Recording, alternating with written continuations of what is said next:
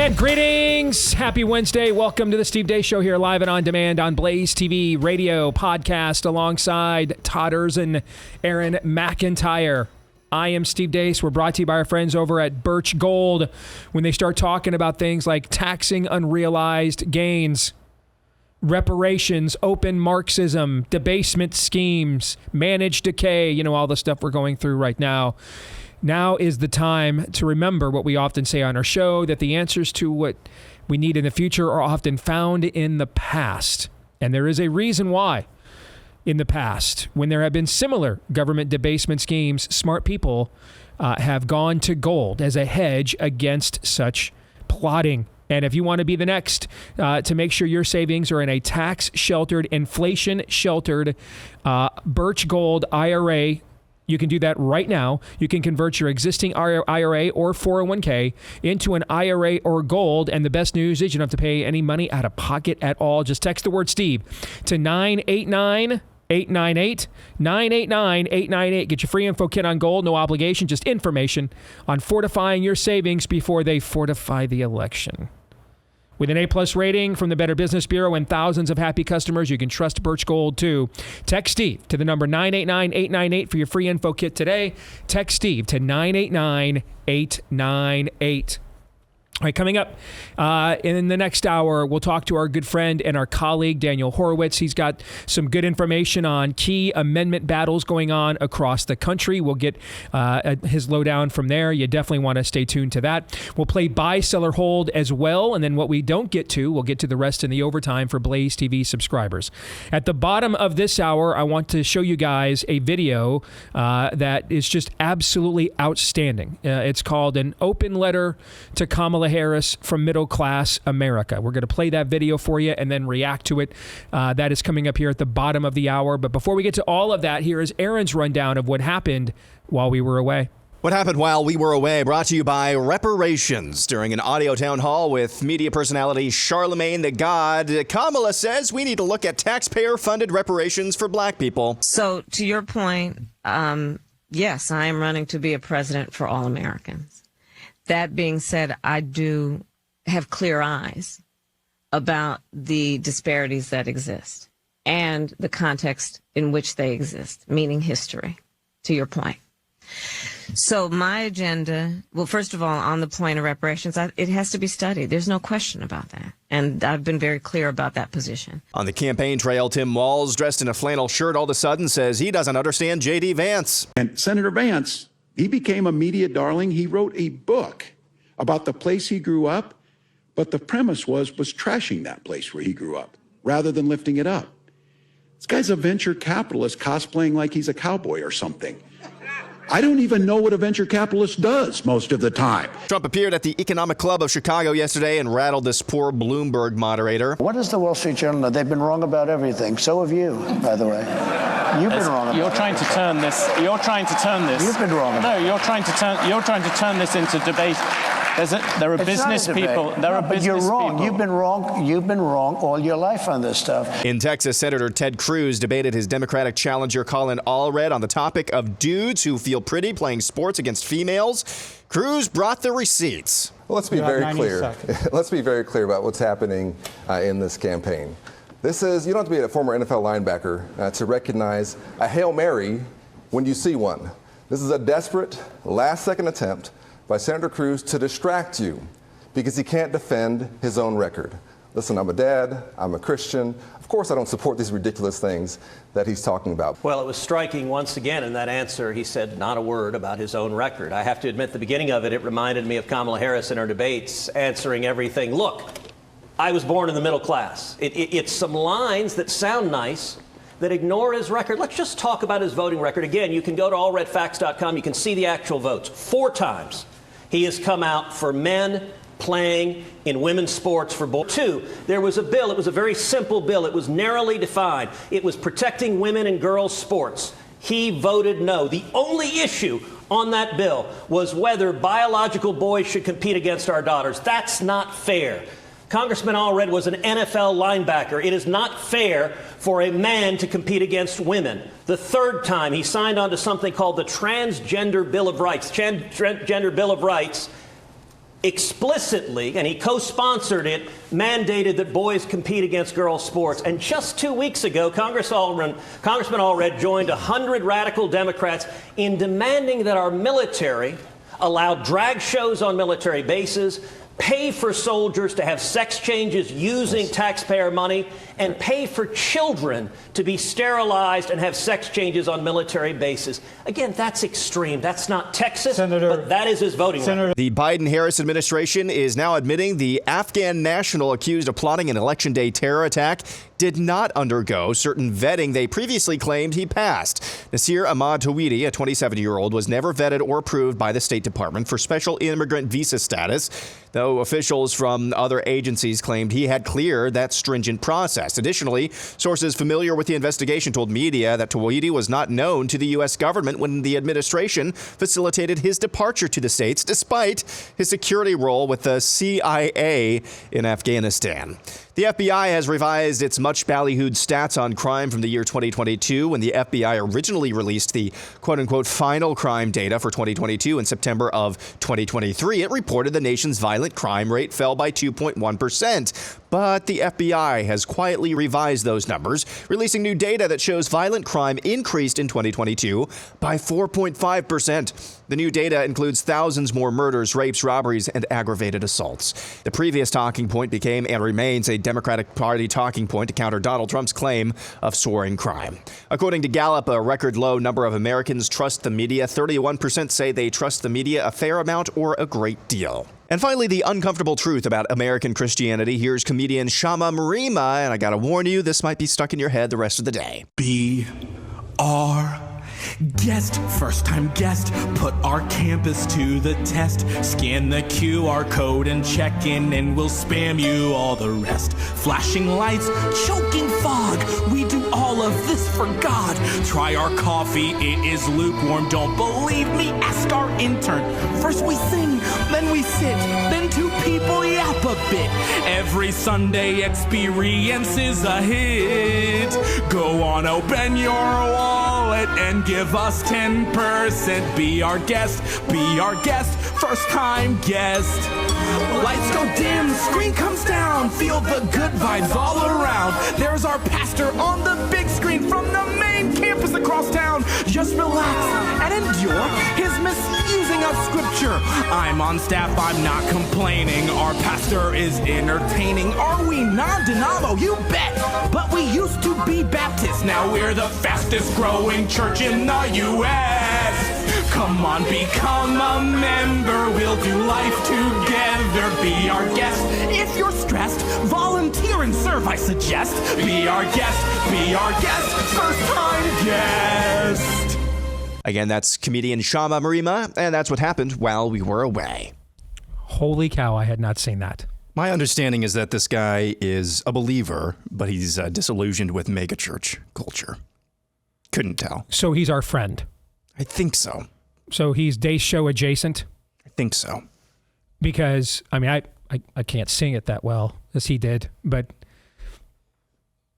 I could have composed every other word that he said. Could not have sang it as well as he did, but I would have been totally fine saying everything he said. That is absolutely what goes on in the vast majority of American evangelical church culture, is what's in that video. The problem becomes, now what? Correct. Here's the thing, though. Our Lord tends to do his best work when we look at each other and say, now what? Know what I'm saying? That does tend to be like you're one of these apostles just sitting around. Just watch your Lord get tortured, murdered. You're looking at each other, you're like, now what? Well, then we're going to need to say it. Yeah, but there does seem to be, at least in his kingdom, when we humans look at each other and say, now what? That does tend to be when he does his best work. But man, that song is spot on. I've gone to churches like that. Absolutely spot on. Aaron's Montage brought to you by our friends over at Relief Factor. If you're struggling with chronic pain, that is not the clinical kind that requires professional medical attention. It is the chronic kind that is why you probably have that lingering achiness, soreness, and stiffness that you've just decided you'll never get rid of. Well, you might not. I mean, we do get older. We do die. Okay. The death rate remains again this morning, 100%. Okay. Nevertheless, you might be giving up a little too soon. Chances are that chronic pain is from too much inflammation in your joints, and that's where Relief Factor comes in. Created by doctors who can prescribe drugs, though it is a drug-free supplement. They wanted to come up with something that didn't mask the pain like painkillers do, but they wanted to go right after that inflammation causing the pain in the first place. That something is Relief Factor. Now, over the years, over 1 million people have tried the 3-week quick start. It doesn't work for everybody, but it has worked for about 70% of the people. Those are pretty good odds for $20, 70% odds that you're $20. You'll be one of those people that come back long-term because of the results you see. When you go to relieffactor.com and get the 3-week quick start at relieffactor.com. Let's get to what is elsewhere within Aaron's montage today. I just want to say, and a lot of it, frankly, isn't his fault. I mean, passion, conviction, confrontation, those things go to die in Mitch McConnell's U.S. Senate. There's no place for those things there. There's no fight. There's no battle happening there. There's nothing of consequence happening there. You're basically just keeping a seat warm. It doesn't matter. It doesn't matter if you're one of the good ones. If you're Ted Cruz, Rand Paul, Mike Lee, you're not doing anything constructive there. Let's just be honest. Okay, except for if you're in the majority, you get to vote for some good confirmations. But in between a Supreme Court justice retiring or dying, or a new president coming in with a new cabinet, what are you doing there most days in Mitch McConnell's Senate, guys? What are you doing? Marking time. You're building up your pension. You're ditching. Yeah, I mean, there's not much to do, and that's not. There's nothing to do. Okay, I mean, the surrender. The surrender now before it's too late. The failure theater it's already confirmed. There's nothing to do there, and McConnell will be gone soon, and then he'll just be replaced by John Cornyn or John Thune, someone who's younger, just as feckless, and probably dumber than him. So the worst of every world. But we'll get to that in January. But there's not much to do on a daily basis. I mean, you are marking time. There's only so many times that you can over and over and over again just be at odds with your own caucus. I can say these are men. Some of these are men I know personally, and it gets tiring just every day because nothing's going to change. See what I'm saying? At least when Chip Roy does it. The margins are so slim in the House, there's at least some modicum of opportunity that if you continue being that guy in your own caucus, something may happen. Something. Not often, but the chances in Mitch McConnell's Senate are what? Nil. 0.0, as they said in Animal House. 0.0, okay? So after a while, you're just like, I don't know what else is there to do? Other than you're just basically making sure that a feckless corporatist Republican or a communist doesn't get your seat. You are literally most days keeping a seat warm. Okay. So let me just say, as a guy who worked for the former senator or worked for the senator on his former presidential campaign, and debate prep was one of the things I was involved in. That was good to see. It was like Ted Cruz came alive again. Watching some of that debate last night. It was like, wait, I can punch somebody?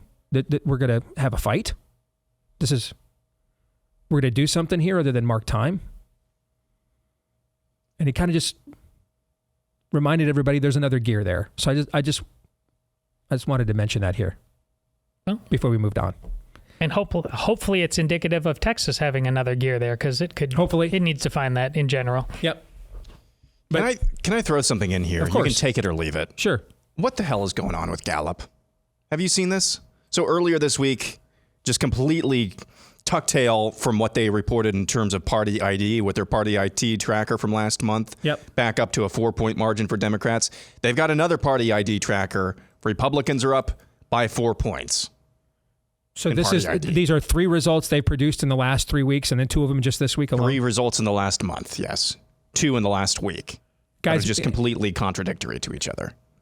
well, this goes to what we were talking about before the show for the folks that, when our mics weren't on yet.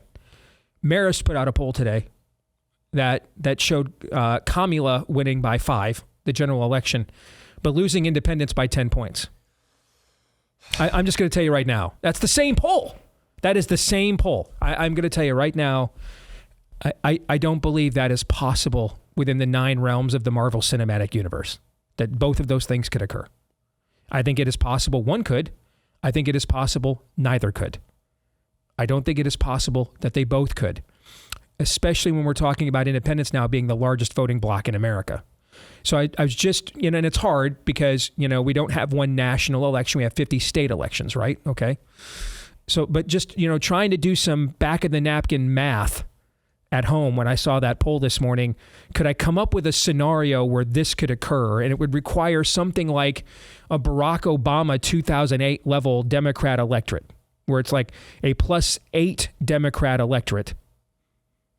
And then like half of independents don't vote. Like instead of, they're about 41% of the electorate right now. Maybe only 21% of them don't vote. There's no way that's going to happen. But that's the kind of scenario I had to come up with to even contemplate the possibility that is true. And it's in the exact same poll. I think even when they're trying to do it honestly, and frankly, I don't know how many people on either side are trying to do it honestly these days. I don't. Like, of all people, Trafalgar's got me freaked out. Because we know that they're trying to find the hidden Trump vote, which is another way of saying they're trying to counter the polling narrative of the Democratic media. That's a nice way of saying that, right? Okay. Mm-hmm. And when he's got, Trump winning Arizona by only 1.5 and we all know that's probably about the most favorable sample we're going to get. You know what I'm saying? That kind of has me freaked out again when I'm seeing from the Trafalgar polls, because he's got this all well within the margin of cheating. I'm telling you right now, Trump wins independents by 10 points. There's not only no margin of cheating there, he's winning the popular vote if that happens, and probably by a couple of points. Like, it's not like, 50-50 and he wins by the popular vote. We're talking it's more like 52-49 kind of a popular vote win if he were to win independents by 10 points. So I even if they're trying to do it honestly, I've just come to the conclusion that we were already talking about the low response rates to polls anyway the last few years, right? Okay. And then on top of that, I just think the 2020 election and all the mass mail-in voting just wrecked voter files and wrecked voter rolls, and nobody really truly knows what the turnout model is going to be. No one really knows. And I don't think that anybody knows. And you could look at their behavior if you wanted to spin it the other way. Our take is that they seem to be acting like the campaign that's behind, right? If I wanted to, be one of their apologists, I could spin this the other way and say, well, because of what you just said, Steve, because we don't know who's going to vote, we've got to make sure we are doing the max amount of turnout of the people that we are confident will typically vote for us. You know what I'm saying? Where the difference in this election is if 12% of the electorate is black, we lose. If it's 13%, we win. Stuff like that. Okay. Because you're right. We don't have a clue. The turnout models are way off. We don't know. We don't have a clue what the mail-in balloting, early data looks like because we have no control group to compare it to. So at this point, we are doing everything we can to make sure we mass turn out the people that are the most likely to vote for us. You could spin their behavior the other way if you wanted to do it that way. Yeah, that's why I think you're exactly right. That's why I think this poll is basically a kind of Jedi mind trick. I think I referenced a study 2 weeks ago, I think, that was talking about that no matter what side you're on, right or left, what issue we're talking about, ultimately most people who have an opinion about something ultimately do that more because of the power of going along with the crowd, the influence that they've received on it, even if they end up going in the right direction. Mm-hmm. And I think that speaks to this, because let's face it, in terms of a rabid, we're the experts, we're the people we've been waiting for, we're going to go do what we want to, versus the hoi polloi, and they're just they're going to go along with us even if their numbers are more than us. They have some reason on their side to believe that's possible. COVID, transgenderism. So I agree. In terms of the math of it all, even that math, Steve, that you did in your head on terms of just a election itself, it seems crazy, but there's precedent there in terms of kind of a mass cultish sort of movement taking place beyond what any of us, even in this room, and that's saying something, because the Steve Day Show was ahead of the curve on the slippery slope way before most anybody else was. But now that we're in the middle of the slippery slope, all of us have been like, whew, this has been something else. I think their Jedi mind trick, it's worked before. That's all I'm saying. Yeah, I'm at the point where, and I think Scott Rasmussen for RMG Research, Neapolitan News Service. Yep, that's his new firm. He just announced either yesterday or today that their final poll is going to be on Friday because he just believes that polls in the final 2 weeks of this election are just completely worthless. Completely worthless. Wow. And I'm maybe exaggerating a little bit, but it's for the reasons that we talked about here. You're trying to nail Jell-O to a wall, essentially. So he's just going to be going off of the final 2 weeks, what they've learned from voter sentiment, instead of trying to figure out who is actually going to show up to vote. Does what you just said, Steve, to you correlate?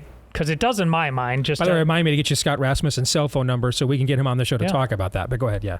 Does it correlate to this election will have more people changing their minds in the last 2 weeks than, if you could measure that, than ever before in American political history? To me, it says that people are this fickle, that they're just waiting for whatever whisper comes across them, so they're part of the cool crowd, or they're safe or whatever.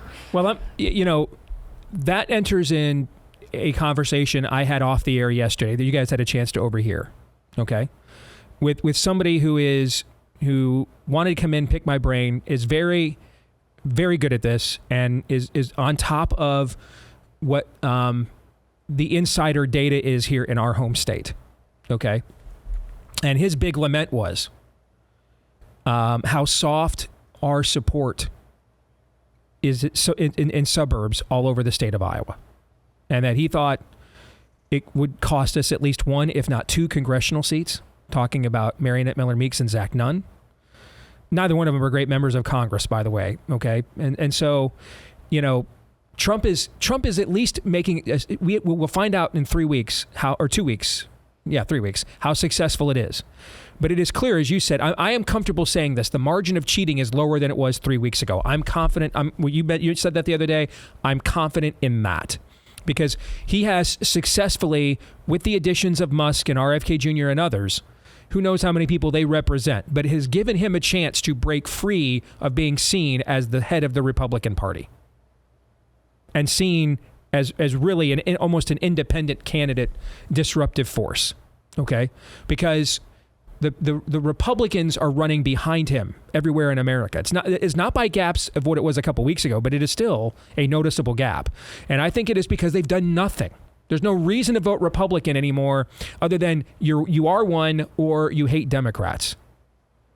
But that's not, outside of the people that are always going to vote for you, the 40% you're going to get just by showing up with an R after your name, there's not a lot of people after that is meaningful to them.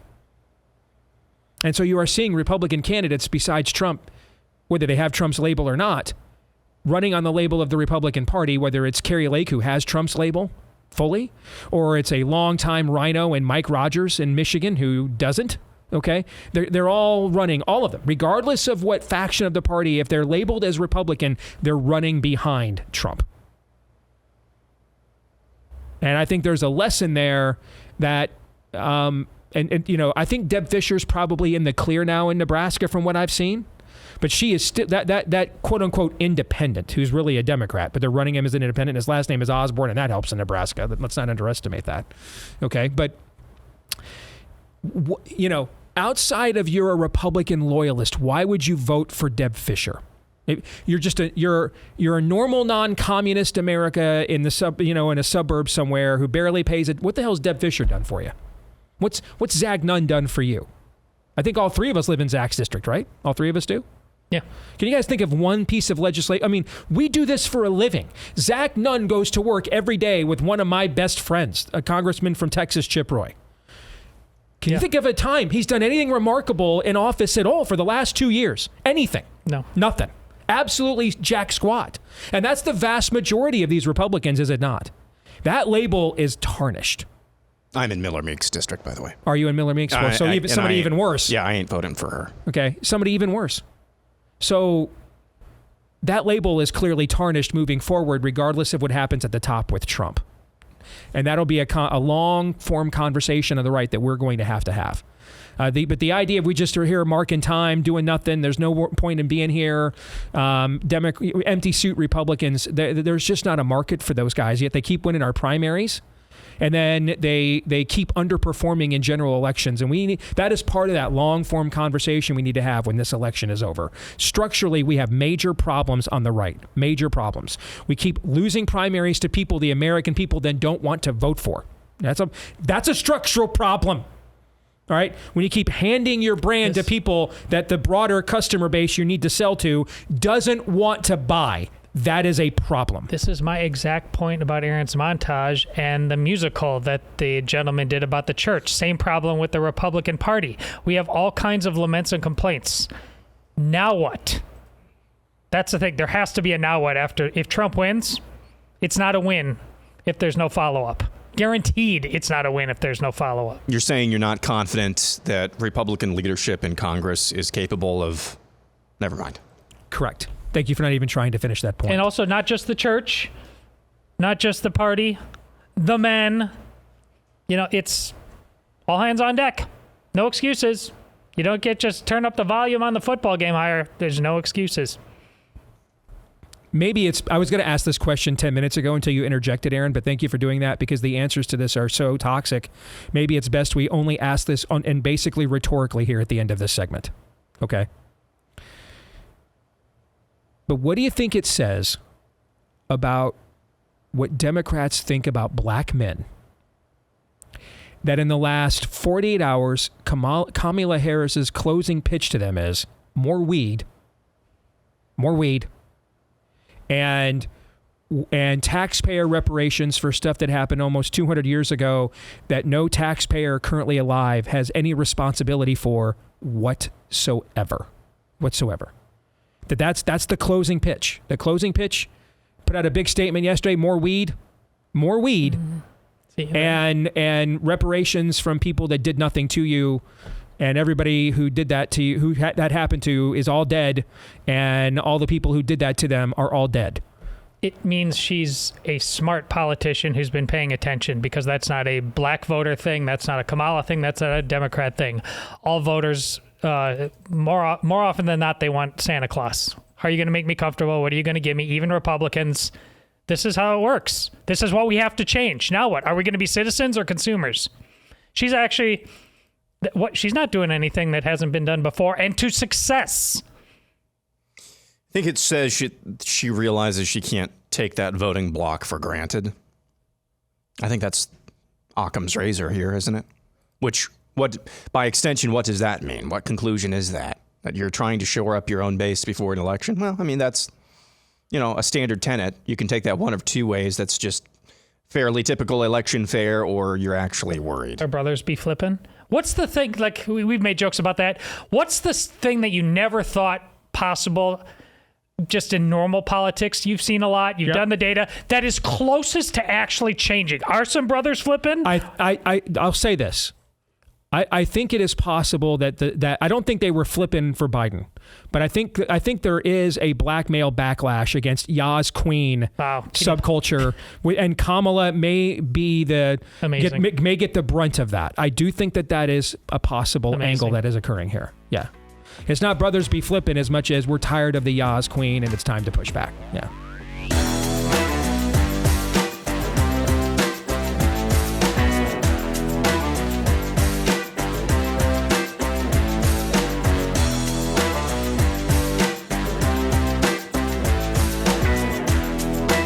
Hey, we've got an offer for you leading up to the election from our friends over at Hillsdale College. Their goal is to put a pocket constitution, the ultimate voter guide, by the way.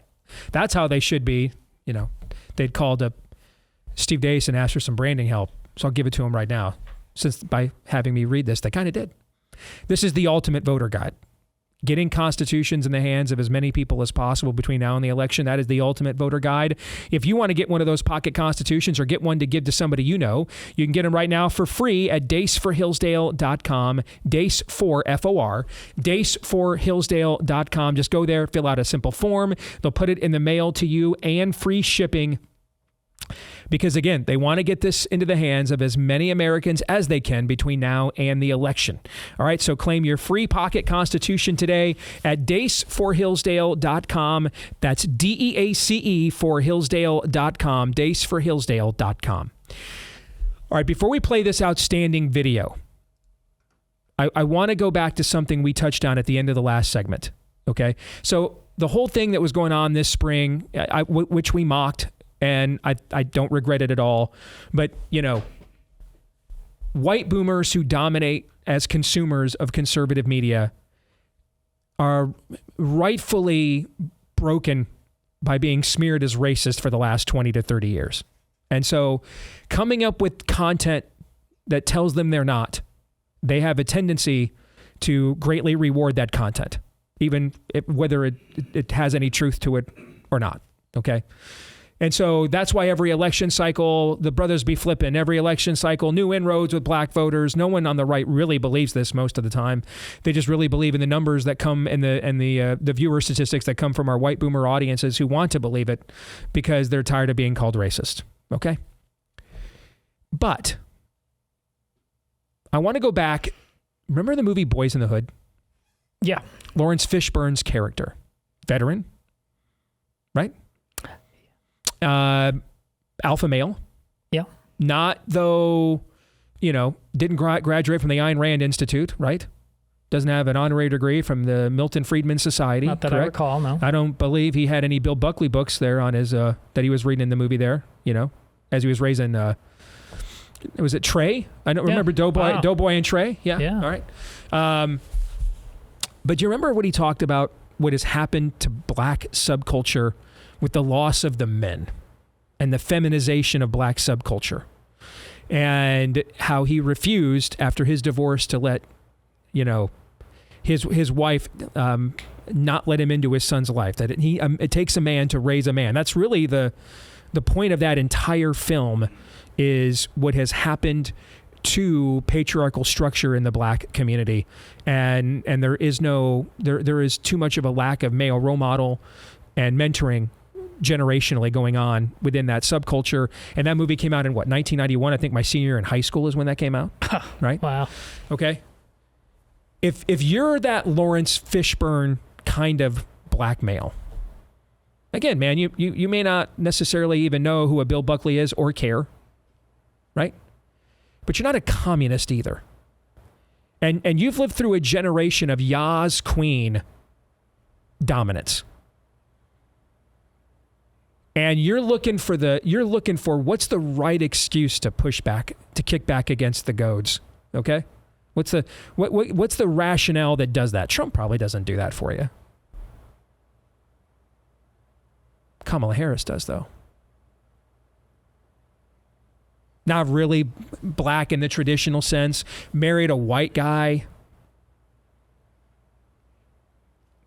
Only got to where she is primarily because of skills unseen off screen. See what I'm saying? Sure. An absolute total moron. If you're that somewhere between Lawrence Fishburne and Dave Chappelle, Lawrence Fishburne's character in Boys in the Hood and Dave Chappelle, and you are looking for what's your one-off to once and for all say, enough. The Yas Queen culture has to end, okay? Has to stop, okay? I mean, who's the Christian, the black filmmaker who's the Christian that makes all the movies about Medea and his grandmother? Who am I thinking of? Is it... I know who you're talking Tyler about. something? Yeah. Okay. Is that who it is? I think. But all those movies are about Yas Queen subculture. That essentially is what has become of much of mainstream black subculture. If you are looking for what is the right moment when I can kick this to the curb and flush it, who provides me that inflection point? Kamala Harris does. That I do think is going on. I do think that is happening. And I think we will see some of that on Election Day. It may or may not be a vote for Trump. And remember, almost 1 out of every 5 black men did vote for Trump in 2020, 18%. It could also be, it could manifest itself as not a vote for her, okay? But I do think that there is underground there, and this is what our buddy and colleague Jason Whitlock has spent the last few years specifically trying to reach. Like, we have our target demos, right? He is specifically trying to reach that target demo we're talking about right now, okay? And I do think that there could be some backlash. Say the Yaz Queen subculture here, enough is enough, okay? And there are some Lawrence Fishburne character men there, Dave Chappelle kind of dudes that are just like, enough of this crap. This is a joke. So the next question would be, outside of a trend that you have to keep an eye on, can any of that happen in the amounts necessary, in the states necessary? Because again, that is the key. That is the key. And I don't know the answer to that. Okay. And we'll find out on Election Day. Are those black men in South Carolina and Mississippi? That's what it was in 2020. Because remember, Daniel researched this, and that's where Trump's greatest gains with black voters at the precinct level were in those red states. So they're already somewhat acclimated. They already share much in common with people like us culturally already. All right, as it is. So it's not a big leap like it is if you live in Wayne County, Michigan. Right? Like if you live in Cook County, Illinois, it's a much bigger leap than it is if you're living in suburban, or if you're living in, Charleston, South Carolina, or Richmond, Virginia. But that's a state, by the way, where it could make a difference, you bet. So keep an eye on that. If you know what, let me say this. If this turns out to be a big factor on election night, and there's a big upset of a state and Virginia goes red, I think you could probably connect a couple of these dots of what we're talking about right here. All right. Without further ado, go ahead. One more thing. Yep. Dan O'Donnell on WISN radio in Wisconsin is reporting just this morning that Kamala Harris's campaign has dramatically pulled back local television advertising in Milwaukee and reallocated that to Philadelphia. I don't know how much stock I want to put in that, since she's raised $1 billion, right? Apparently, why would they need to pull anything back? Exactly, but yeah, okay, all right.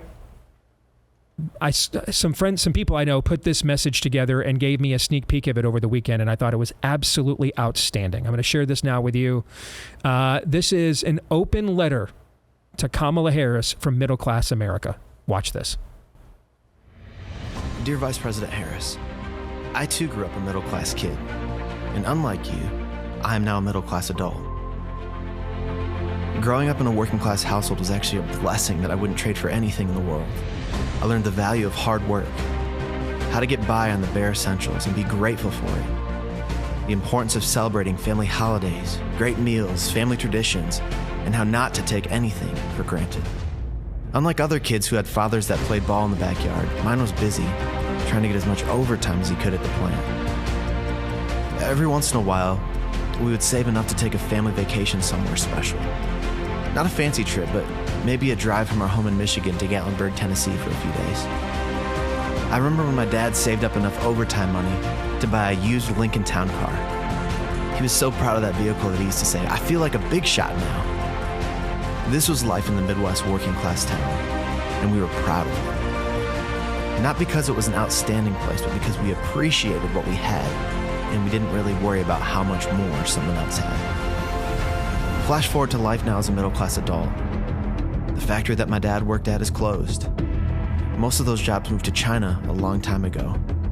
I'm told that someone thought giving China quote-unquote most favored nation trading status would give us access to their markets and possibly introduce them to American freedom so they could become more like us. But it was all a lie. They just took our jobs, and if anything, we'd become more like them. The middle-class town I grew up in is now the hood. Drug overdoses are quite common, especially fentanyl deaths. Thankfully, I was able to escape that neighborhood. I've moved up to a safer area in a more rural community that's still very middle class. But like my father, I work many long hours trying to survive. I have to drive a lot further now since my old neighborhood isn't safe and gas isn't cheap. I know you keep pushing me to buy a battery-powered vehicle, but even with your subsidies, I couldn't afford one even if I wanted to. And frankly, it doesn't even have enough power to get down my driveway in the winter. Grocery prices are through the roof. My monthly energy bills are through the roof. And yet you keep shutting down supply to the power grid, which is driving costs up further. This is all because of you and your policies. It was not this way under Trump. My family and I fared far better under his policies. I know you only recite the talking point about growing up a middle-class kid because some research person told you to say those words, but the truth is, not only are you no longer middle class, but you also don't even see us anymore. Donald Trump may not have grown up middle class, but I know he sees us, and he loves this country. I don't really care how you grew up. I see who you are now, and the things you've done over the last 4 years.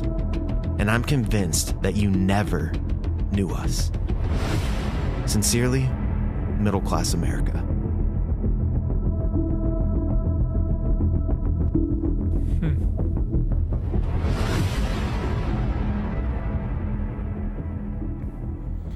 Todd and Aaron, what do you think? This commercial is brilliant in terms of its execution. The visuals, the music. And it reminds me of the election. I was still working at the Des Moines Register. So, Steve, which year is it when we have Barack Obama, Hillary, John Edwards, Kucinich running for the Democrats? Yeah. And there was a blind poll about issues of all those Democrat candidates in Iowa, and which on the issues resonated the most. And so you have, Hillary, one of the most powerful political women ever, Barack Obama. You have John Edwards. The person who won the blind taste test out of all those was Dennis Kucinich, the weird little dude. Because he, in terms of he went even further on the issues. He took them all to their logical conclusion. It reminds, if we were going to do a blind taste test, if everything that was in there would win by a landslide. So what we're dealing with is, like I said before, the psyop that is now prevalent in every way, shape, or form, and has been for quite a while, for how we think as human beings, citizens, and all manner of issue, no matter what party you're in. It's not just a Democrat problem. The way all of this media, having the internet and all that stuff, thought we would be able to choose whatever we want. We're the smartest people, the most educated people, but we are as easily manipulated as ever before. And I think this commercial, this does its best to cut through all that. No, January 6th has been trumped up and all that because they have to make you not think about this. This just takes every bit of psyop and burns it and just makes you look at, if there wasn't all of the nonsense, the clown show, putting the way we put the faces on these things these days, no substance. If it was what really mattered, I think people would overwhelmingly vote for this. I think the money line of that entire 3.5 minute video there is this: Donald Trump wasn't raised in the middle class, but he sees us. Mm-hmm. I think that cuts to the quick, as well as anything I've heard in this election cycle or others, about why Donald Trump really is a thing in American politics.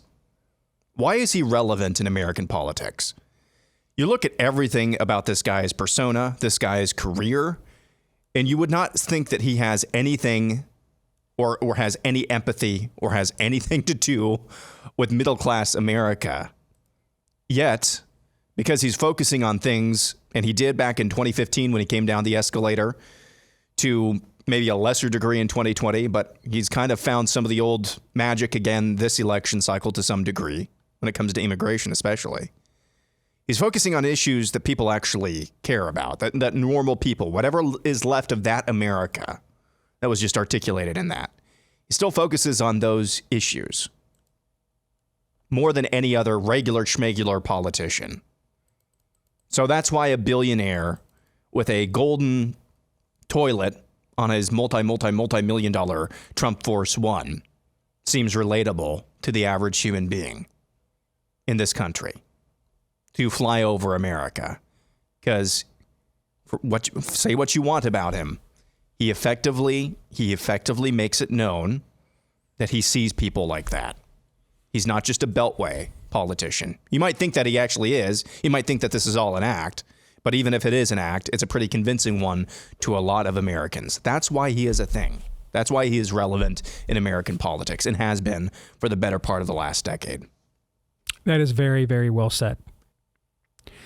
And ultimately, what this ad gets to, Trump said something a couple of months ago when he said, I think he said this to Lori Ingram, no one talks about the American dream anymore.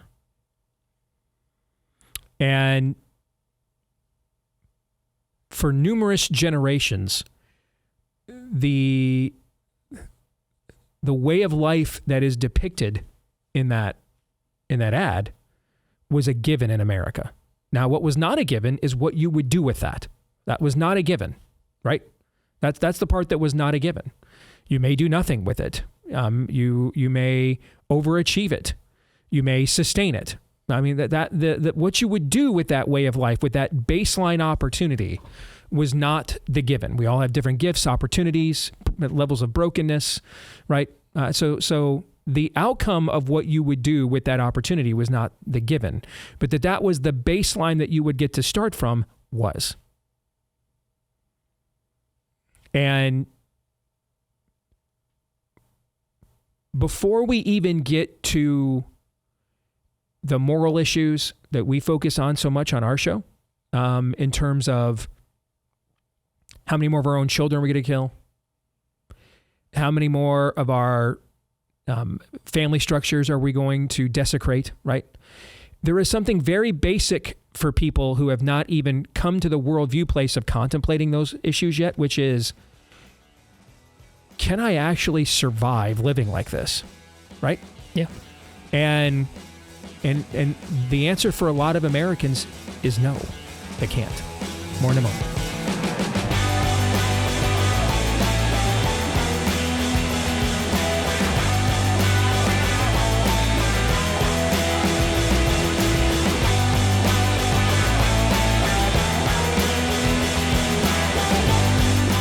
All right, back here with Hour 2 live and on demand on Blaze TV, radio, and podcast with Aaron McIntyre and Todd Erzin and all of you. And don't forget that you can always let us know what you think about what we think. Do that by emailing the show, steve@stevedeace.com. That's DEACE. You can like us on Facebook, MeWe, and Gab. Follow me at Steve Deace Show on X or Twitter, Instagram, and TikTok. And then also, if you wouldn't mind, subscribe to our brand new YouTube channel as well. We're trying to start all over there, given all the censorship that has crushed that page for years of truth-telling, particularly during this scamdemic. So if you wouldn't mind, we're starting all over. Subscribe to our brand new channel there, at Deace Show on YouTube, at Deace Show on YouTube. Also, if you don't mind and you listen to the podcast, leave us a 5-star review, and we thank and appreciate all of you who have.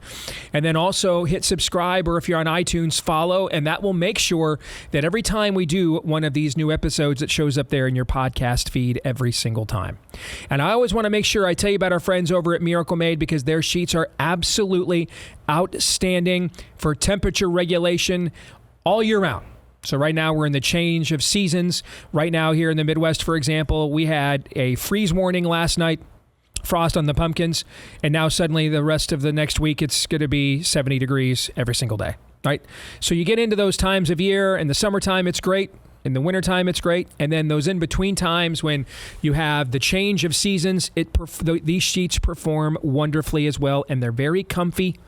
with the silver-infused fabrics inspired by NASA that are perfect for temperature thermoregulation as you sleep at night so that you're in the perfect temperature all night long, no matter the weather. All right? So go to trymiracle.com/dace to try Miracle Made sheets today. Whether you're buying them for yourself or as a gift for a loved one, if you order today, you can save over 40%. And if you use our promo code DACE at checkout, you'll get 3 free towels and save an extra 20% as well. And Miracle is so confident in their product, and they should be, that they give you a 30-day money-back guarantee. So if you're not 100% satisfied, you will be.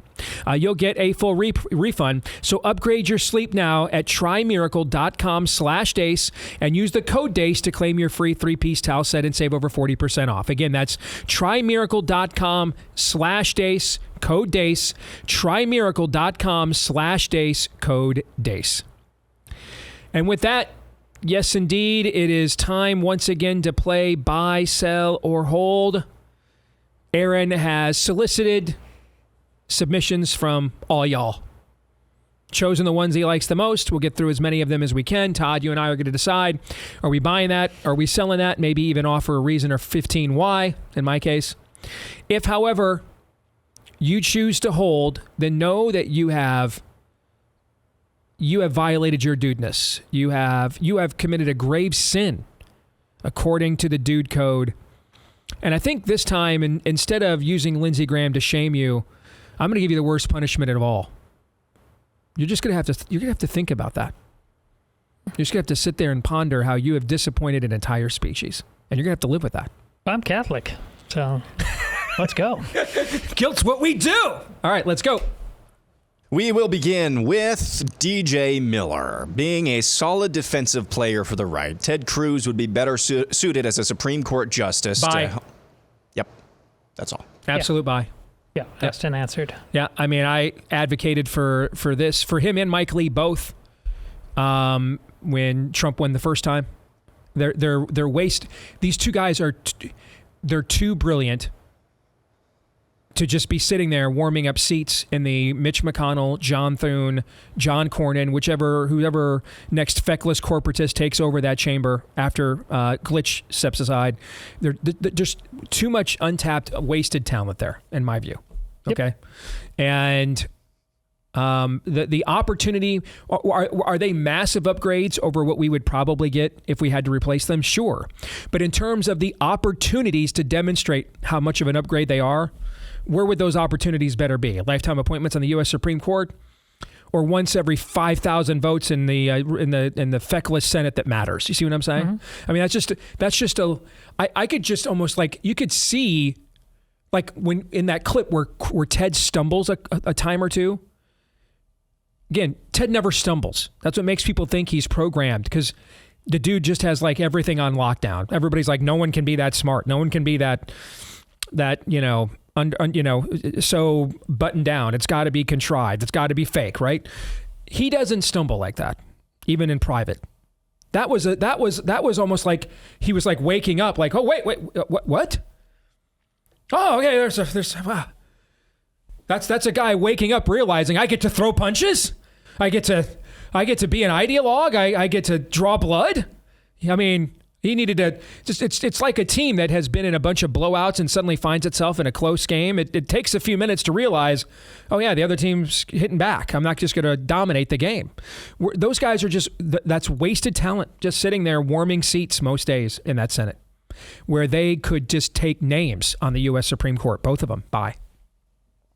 Next, we go to Connor B., who says Fox News will provide the most limp-wristed, quote-unquote, opposition interview we've seen of VP Harris. That's supposed to get down tonight, isn't it? I'll sell, because I think it can get way more limp-wristed than Bret Baier, and I think Bret gets a bit of a bad rap. I think he'll ask all the questions you want asked. How much he'll press for follow-ups, I think remains to be seen. But I've got more respect. I won't say belief because I don't know him. I'll say I have more respect for Bret Baier and what I've seen throughout the course of his career than to say something like that. I'm actually going to buy. Bret's going to have to show me. I don't think he's a bad guy either, but he's kind of a decorum guy. True. This is how things are done. Yeah. And I don't know. You look at you're not helping anything by having seen what's happened in all these debates with these sellouts by not, like, please show us real journalism. And that's not just being decorum. It's actually asking good questions and being persistent with them. It doesn't matter how those questions make people feel. So show me, Brett. Jeff Bezos' Stan account says the Trump coalition, i.e. RFK Jr., Tulsi, Musk, etc., and then beyond that, lesser known but still influential people who voted blue in the past but now support Trump, they represent the last vestiges of neutral world. At this point, barring national revival, it's the best we can hope for at the federal level. Jeffrey, you are saying another way what I have pointed out, that this election is essentially New York City in the 80s and 90s, or New York City, or versus San Francisco and Minneapolis today. That's what we're talking about. And what was New York City in the 80s and 90s? A neutral world. Meaning that even if it tilted Democrat, and it did, you could still have a white Republican running on lock up the criminals like Rudy Giuliani, beat a black Democrat, and there weren't race riots. You could openly preach, teach, live the gospel in New York City in the 80s and 90s, and no one said a word to you. Okay? I mean, there's a reason why the 9/11 attackers viewed it as a symbol of Americana and struck there and didn't strike San Francisco. Okay? So that's dead nuts right on the money, brother. Agreed. Yep. Next, we go to... By the way, can I add one thing to that? Go ahead. That's why I keep saying this election is not a Gettysburg. That's not a permanent scenario. Neutrality is never a permanent scenario. It's always a temporary stage. Well, they're all actually temporary stages because we're temporary beings, but neutrality is the most temporary stage of them all. What this does is allows us to roll back the clock to that era and then realize, okay, well, we screwed up with the seeker-sensitive movement. We screwed up with the Gospel Coalition. We screwed up with that. We screwed up with this. And we've all got to go. Years ago, there was a Christian movie produced. When TBN really tried to produce some well-made films. They did a great job with One Night with the King, the story of Esther. Yeah, very well done film. There's another film that they did in the early 2000s when they were trying to invest heavily at the time into original content. And the movie's called Time Changer. And the guy who played the captain of the Love Boat is in the movie. The guy who played Barney Miller is in the movie. Okay. The Hispanic, kind of like the very first breakthrough Hispanic comic, Paul, is it Rodriguez? He's in the movie. Okay. Yeah. The plot of this movie is there's a guy working at a Bible college at the turn of the 20th century. So it's the late 1800s, early 1900s. And he has just written a book because he is concerned about the moral decay of American society. And he thinks we need to just teach blanket moralism aside from Christianity in order to have a good moral people. All right. But he wants to get the endorsement of the elders of his college, because otherwise, why would people buy a book that the elders of his own university where he teaches at don't endorse, right? Okay. But the elders tell him, the elders' bylaws demand that it's unanimous. Everybody has to agree. There's one holdout, and it's the guy who plays the captain on the Love Boat. And it's because his dad actually built a time machine, modeled it after what H.G. Wells described in the book The Time Machine, and actually found a way to make it work. And so he went to the future. He went 100 years into the future. So this book is, I think this takes place in 1902. And this movie takes, so he goes 100 years into the future to 2002 to see what happens when we take the church as an institution off the board. We just make morals a general value without any divine providential accountability attached to it whatsoever. Okay. And he tells him, if you hop in my time machine and you go into the future 100 years, and you come back here and you still think that that your approach is the way we ought to go, I will endorse your book. Okay? And the movie is all about what happens when he goes to the future and finds out when we full throat do his approach. And let's just say he writes a different book at the end of the movie. All right? If we win this election, this is our time changer moment. I've said this several times over the years, sometimes kidding, sometimes sarcastic, sometimes altruistic, but Trump really is the first TBN presidency. And with that being said, then, let me call upon a movie that TBN produced as my metaphor here. This is our time changer moment if we win this. We have been to the future now. We have seen what the church growth conferences of the 80s and 90s have wrought, right? We have seen what watering down our belief system will do. We have seen what succumbing to comfort over conviction will become of us. We've had a chance to go to the future and see what literally the hell happens here when we let these things take root and water us down. We've seen that. What we will need to do then is right these wrongs.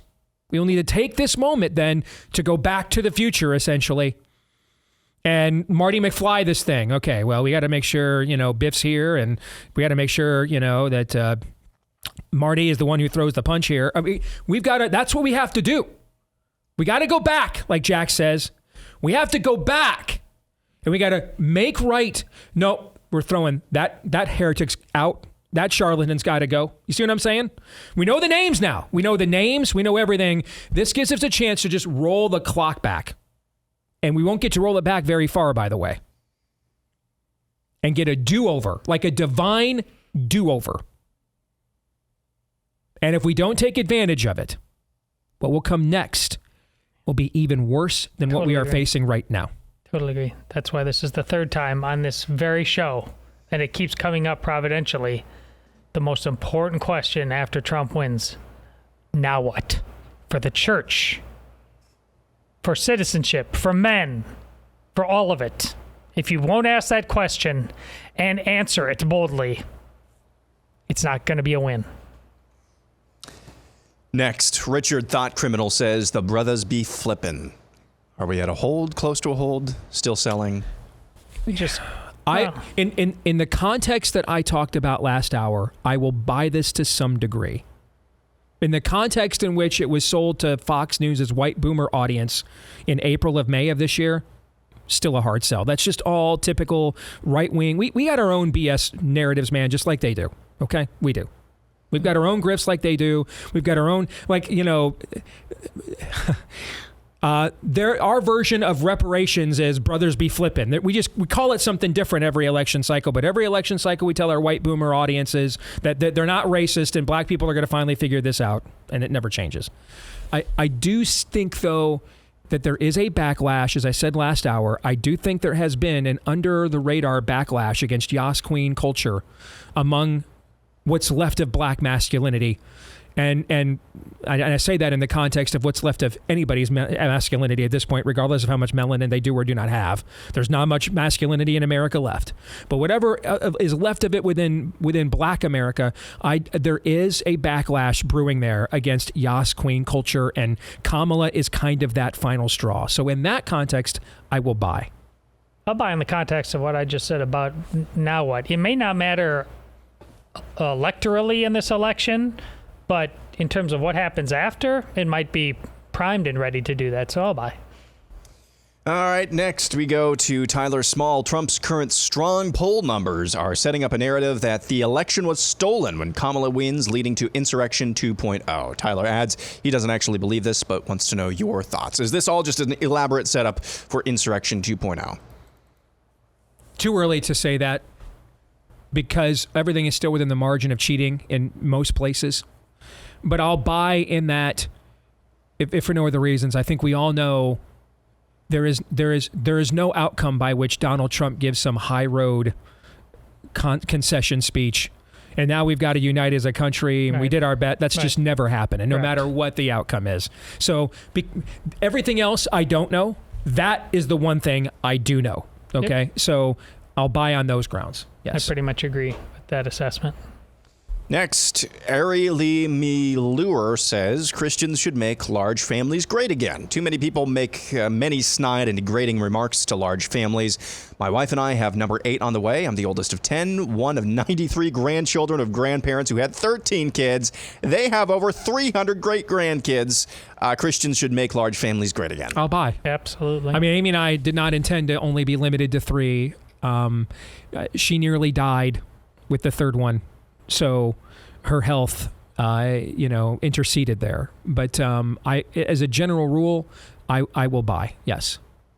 Of course. Doesn't mean the numbers have to equate. Let's not be legalistic about it, okay? Where there is a specific number or anything that demonstrates your commitment to growing the kingdom, okay? Yes. No, but as a heart issue, I agree with the general premise you're articulating. I buy. I'm going to say something Todd said to me off the air one time. And I think this is a pretty good rule of thumb, not like a hard and fast rule. But what did you tell me, Todd? You think most people who are capable of having children are probably capable of having one more than they think they probably can. Is that the general gist of what you told me? That's it. Yes. Yeah. I can't, short of what Steve said, health, I think that's absolutely true. Next, Righteous Savages says the left has basically resigned the election to Trump. Do you want me to read past there? I'm going to sell. Okay. On that. Yeah. Yeah. Okay. So there's no point in reading the rest of this. I don't think these people assign anything at all. All right. Double D. In the way that you're talking, like that form of triangulation. No, that's not how color revolutions work. That's not that. No. Double D23 says those Christians refusing to vote are holding Donald J. Trump, a non-Christian, to a higher moral standard than self-proclaimed Christians like Mike Johnson, their pastor, and themselves. And sadly, they don't even realize it. I'm torn on this because some are, so I'll buy. All right, that's fine. Okay, you know what? I am very uncomfortable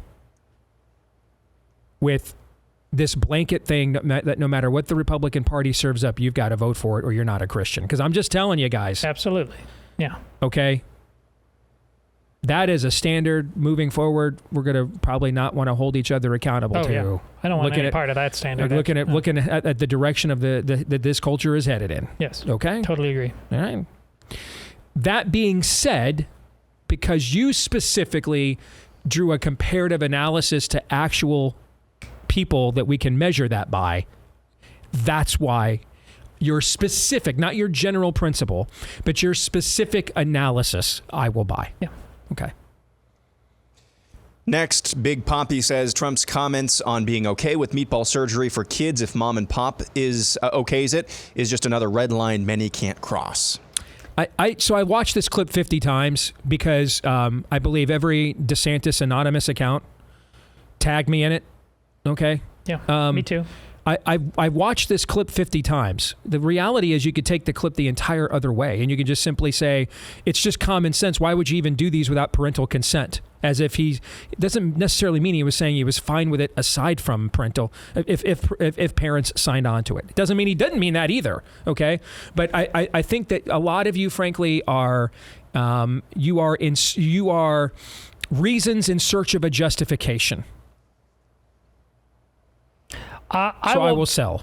It was part of a laundry list of things that he was saying. Perhaps he was sloppy with my words, but I'm erring on the side of buying on this one, and I'm in good company. So are Billboard Chris and Chloe Cole. They're like, no. And this is where not all issues are the same in terms of their import right here and now. Listen, on the life issue, even if Trump was national abortion ban, he's still dealing with that Senate and Ditch McConnell and those Republicans you're talking about that haven't given you anything like that for 40 years and have no intention to. Here there is real momentum on this trans issue in the hospitals, in sports, in all of this. You don't get in the way of this, and this is an easy fix. Just say, hey, I was rattling off a lot of things. I misspoke, and yes, I know a lot of people would say, well, that's not where his heart is either, based on other things, Jenner, etc. But this was... I'm going to buy. This was a needless error.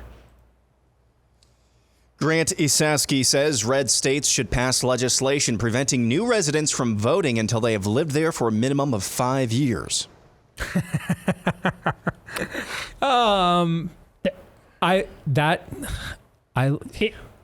It may. I think 5 years is pushing it, but. In terms of red state, blue state, cold civil war, national divorce kind of thinking, I'm just going to buy the sentiment of this thing. There's obvious constitutional issues at hand, but you just we're going to have to be the what now question I just got done talking about. It applies to so many things you can't take for granted, because there are people that will simply come. It's happened to Texas. The reason why Ted Cruz people talk about could he possibly lose this all is because of this very issue. I will say this. I'm going to take the other position just because you took this one, because I think we are really in a gray area. For sure. And the other position I would take is, am I violating? Remember, I can't violate love the Lord your God with all your heart, soul, strength, and mind, and love your neighbor as you love yourself. I can't do that. I can't. I ultimately am not of this world, and neither are you if you are a believer. This world is not our home. This world is not all there is. And we represent a kingdom from another world, and a new heaven and a new earth that will overcome this world one day in full, and is overcoming it now as we speak. So, to play heaven's advocate here, I will sell on the grounds that this, while the sentiment, believe me, I am sympathetic to, I will sell on the grounds that it gets me too close to considering, am I violating love your neighbor as you love yourself if I do this? Okay, is that a standard I would want to then be turned around and imposed upon me? But these are the kinds of conversations that cold civil wars demand, for sure. Next, Wolfram Weber says this revival this country needs, so desperately needs, will not come through American evangelical churches, but through the Roman Catholic and Eastern Orthodox churches. I'll let you take that first if you want.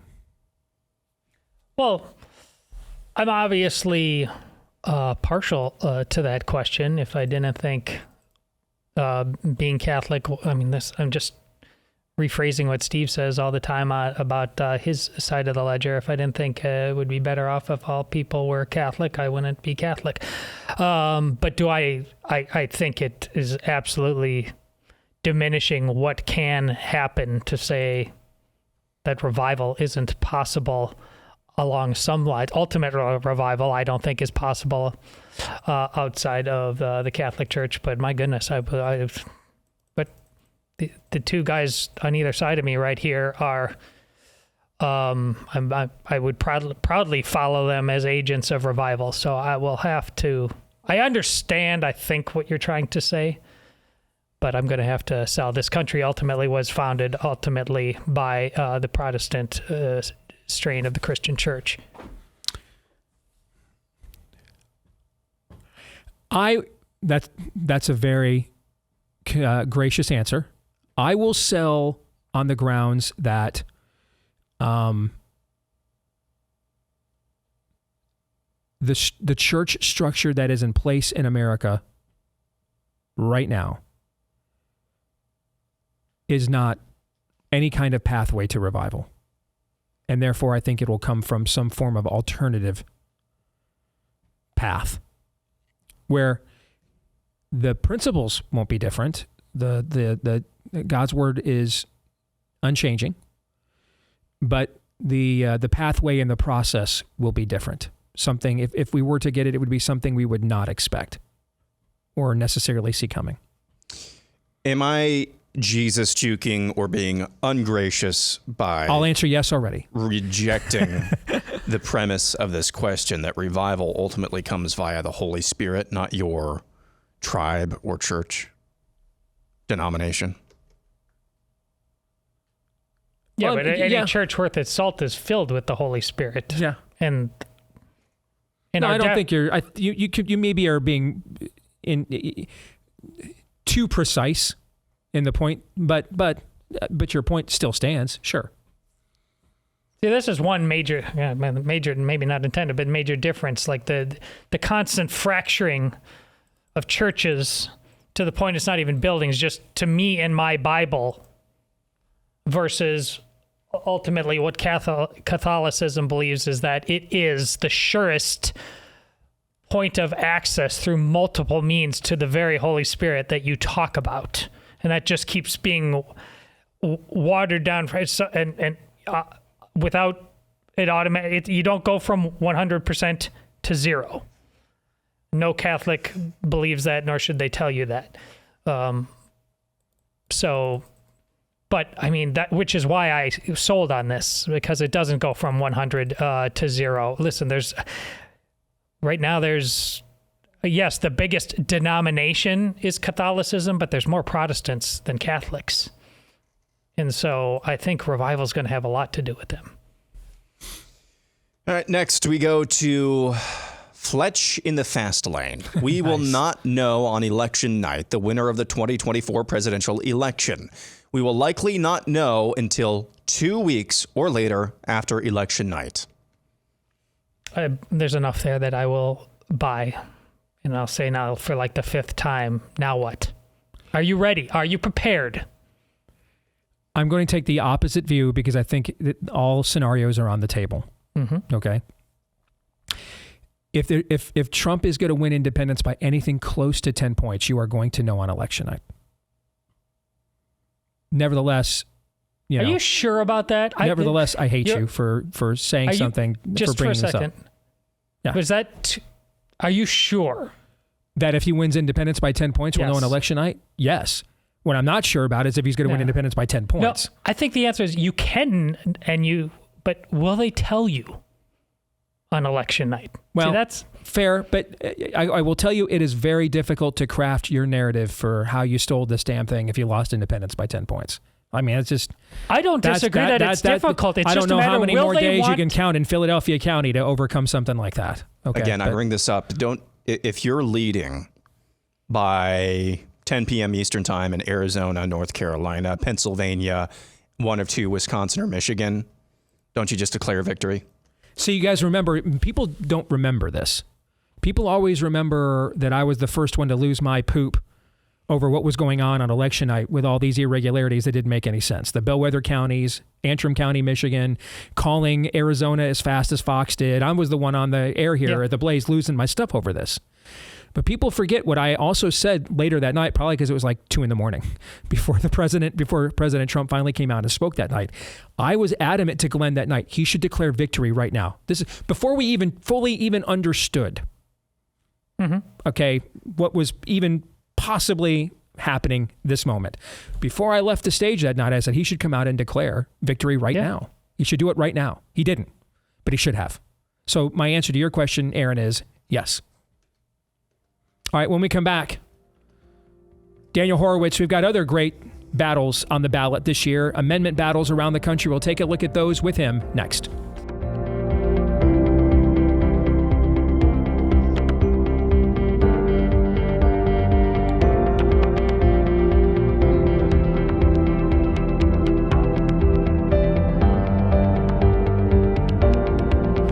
So you worked hard to build that legacy, to build that retirement, to build that portfolio.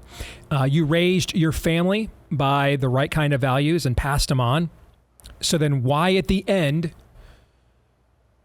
pass on your prosperity to the very companies and corporations that hate you and want to undo your legacy and your values and take those freedoms and liberties away from your children and grandchildren? If you're thinking there's just no way around that, you need to get with our friends at Constitution Wealth because they can help you to navigate that as the Patriot's choice in wealth management to put maybe the best weapon you have in the culture war to good use, your money. All right, you can secure your family's future with a rock-solid investment plan that reduces the grip that ESG and DEI and the rest of these woke schemes have on your portfolio. They can also show you how to use your position as a proxy voter, as an investor in these corporations, also to stand for your value system as well.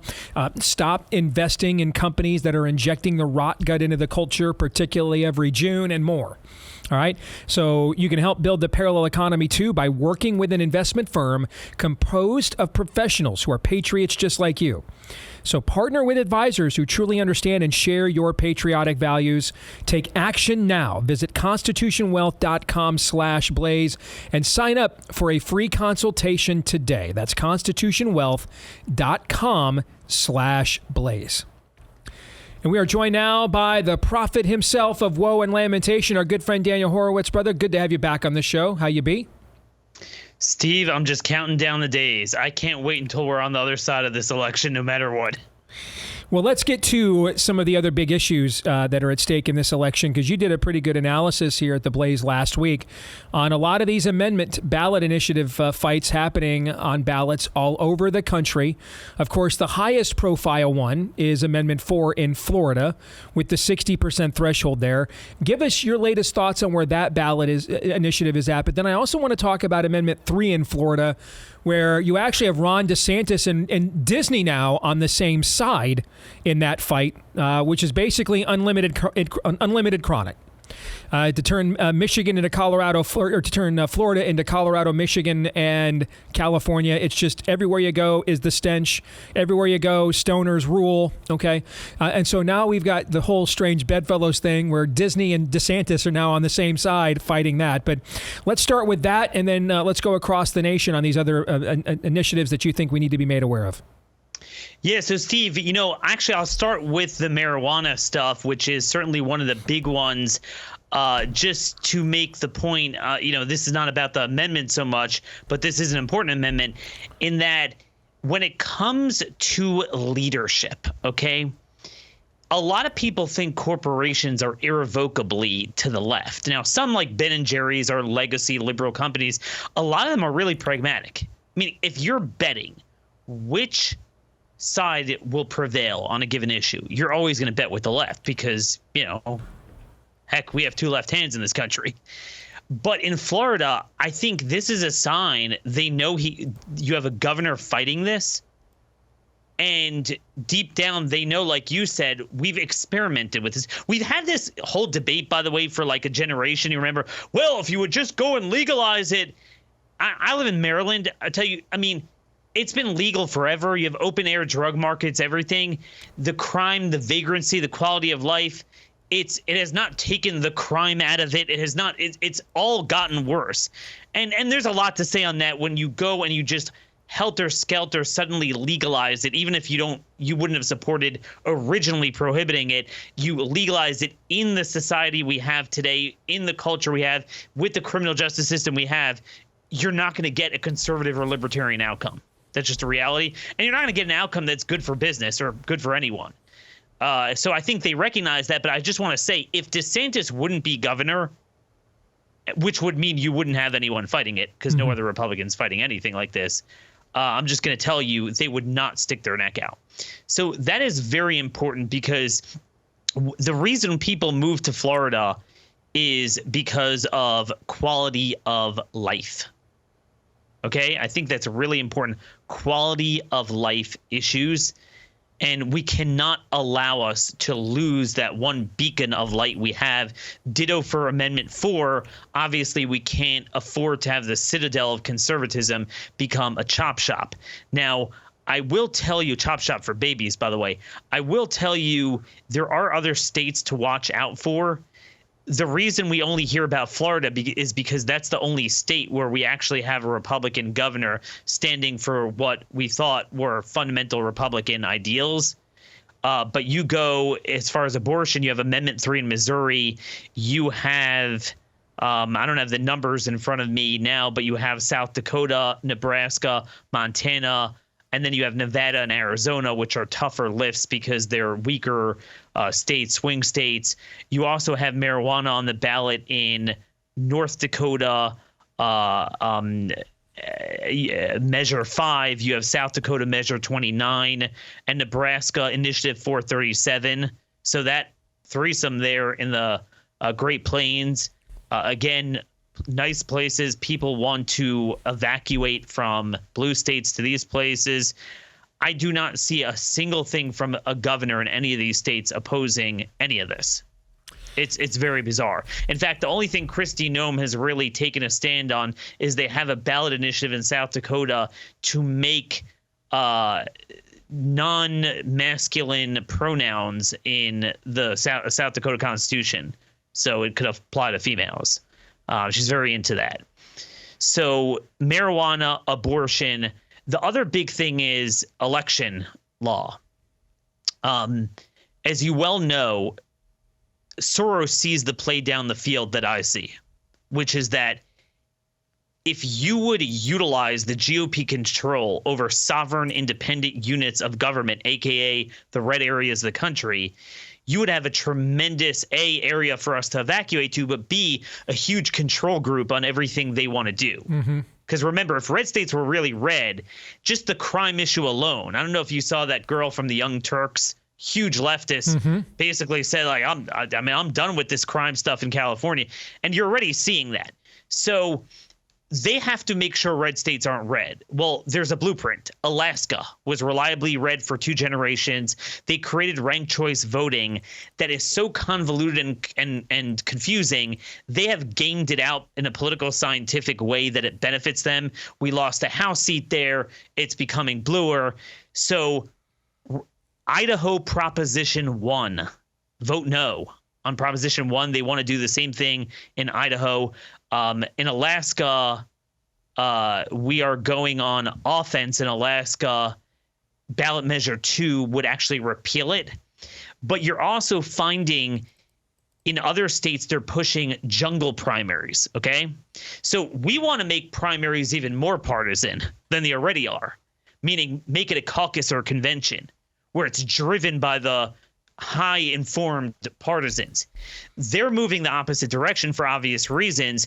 They want to abolish primaries and basically create a 2-step process of the top 4 and then the winner, or top 2 out of 4, something like that. They're doing this in South Dakota. They're trying to do it in Montana.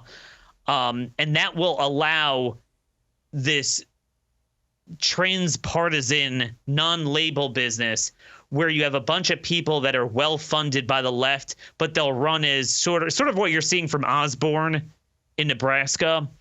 But there you do have labels. It's just that we have a weak Republican. But here you'll have no labels in a jungle non-primary. So just 2 rounds without labels. And that's something that is a huge threat, Steve. So these are some of the big ones. We have the South Dakota landowners fight against the Green Energy Pipeline, Referred Law 21, to vote no on that. It's a referenda. We have Arizona Proposition 135, which bans emergency health powers by a governor without legislative reform. We should have this in every state without legislative input. We have Arizona Prop 314, which is state-based immigration enforcement to criminalize legal immigration at a state level. We also have an Arizona Prop 313, the death penalty for sex traffickers. An interesting thing, we have a couple of things that will make ballot initiatives themselves tougher to pass. Like, you need a uniform threshold of signatures in every part of the state, including the reddest parts, in order to get on a ballot, because again, these ballot initiatives themselves are problems. And one thing, Steve, that I am interested in a blue state is this: California. Normally I don't care, it's gone already, but I want to know if we could still win on crime in California. After all of the disaster of Prop 47 there, they have Prop 36, which would basically repeal it. I'm just curious to see if the people of California are as strident in their progressive religion as we think they are, and they're willing to literally sacrifice their lives for it, or if that's a bridge too far. So this is just a smattering of a lot of very critical things that are on the ballot. And I'll stop my filibuster with this: there is not a single one of those where we are not being outspent by some crazy sum of money. What are you hearing about the abortion amendments around the country? I heard a month ago from a birdie who was polling this professionally on our side, that he thought we would lose them all, except for maybe Florida because of the governor's involvement there and the 60% threshold. Okay. Now, Trump was polling publicly at a different place a month ago than he is right now as well. I don't know how much that will impact this, however, because I think what you're actually seeing is Trump, with the additions of Musk and RFK Jr., is expanding his coalition outside of the traditional GOP footprint. And I think that has more to do with his improvement. And of course, the fact she's a terrible candidate and keeps showing that. Those two things, I think, are and I don't know that necessarily resonates in particular on the life issue. Okay, but what's your view of where we stand on these 2 weeks out? So there's Florida and there's everywhere else. I think Florida, you see the momentum. What a difference it makes to get on the playing field, Steve.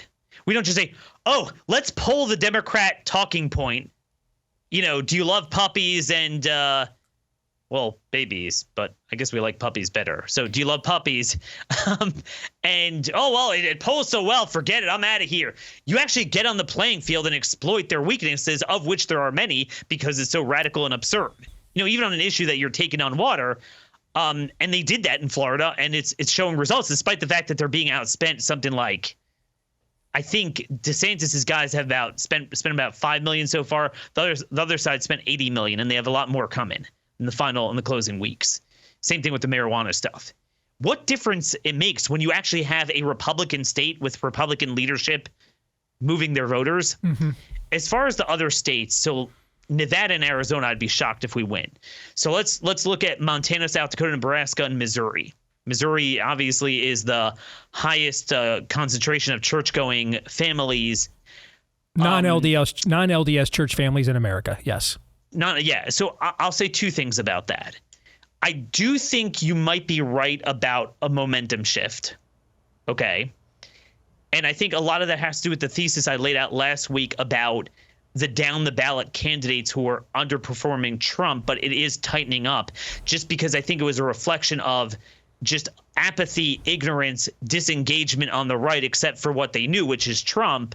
Anything down ballot's not going to pull well because it's just like it's kind of a manifestation of a lack of name ID. Who's this Havda guy in Wisconsin and you know, whoever's running in some of these other states and these ballot initiatives for sure. Now that they know more about it, it's falling more along the partisan lines. Will it be enough? Well, that leads me to the second point. If the Republican Party in each of these states would only make it a core part of the Republican slate, every county GOP putting out a voting recommendation card, ensconcing it with their top Republicans and having their top Republicans message against it, I can't imagine how you can't defeat it because Republicans have such a strong voter registration edge in those four states. In other words, this is the Democrat, no abortion on demand, no restrictions, Democrat amendment. Yes. Branded is essentially part of the Democratic candidate slate. Gotcha. Yeah, abortion, no restrictions, no anything, no consent, taxpayer funding. It's very easy to do. They're not doing that. They're in the witness protection program. So I cannot stand in front of you and tell you I think they'll win. How often do you win elections playing defense, Daniel? Exactly. I could just say zero times by zero. You never win playing defense. If we do lose, it didn't have to happen. Yeah. Okay. Appreciate you, brother. Thank you very much. As always, great info. 3 more weeks. Yep, 3 more. Gird your loins. Todd and Aaron, your thoughts on what Daniel had to say about these amendment battles around the country? That last part is so important to reinforce what I just got done said about what I thought Trump's mistake, maybe inadvertent on the speaking about the transgender issue versus what people think his mistakes are on the life issue. Look at post Roe v. Wade, that kind of victory and what we thought it was going to lead to, and then the reality of likely losses, the number one reason behind which they just don't want to show up on the playing field. But tactically, this is where a guy like Donald Trump is looking at like, what do you want me to do with this? What am I supposed to do with this? You don't seem to want it. That's an us problem, which is why, if he wins, why we as a church have to look at ourselves and say, now what? Ultimately, if Donald Trump wins on November 5th, he will be a living legend. We can have those conversations then. Ultimately, his legacy after his second stint in office, if he wins, will rise and fall about how much importance and interest he puts at politics down to the district level, reforming the Republican Party, because that's really what we're talking about. This party has to be. Reform sounds like such a dirty word. Reform sounds like such a just word devoid of meaning. Everybody talks about it so often, but there has to be some leadership put back into place somewhere, because what we've seen, and this will just until it's not anymore. If Donald Trump wins in November, it's just going to be the latest instance, if nothing changes, in voting every 4 years, showing up to vote every 4 years. That's not going to cut it in the road ahead. Yeah, we're out of 4 years. We're out of 4 years. Yeah. This is all this is until it's something else, something better. It's just buying us a little bit more time. His lasting legacy is going to rise or fall on how much interest and importance he puts at reforming and getting involved with the Republican Party down to like the district level. I really believe that. All right, we're going to stick around for the overtime, and we're going to finish out buy, sell, or hold for our subscribers at blazetv.com/dace. For the rest of you, we'll see you tomorrow, noon to 2 Eastern, right after Glenn Beck, right here on Blaze TV. Until then, Romans 8:28.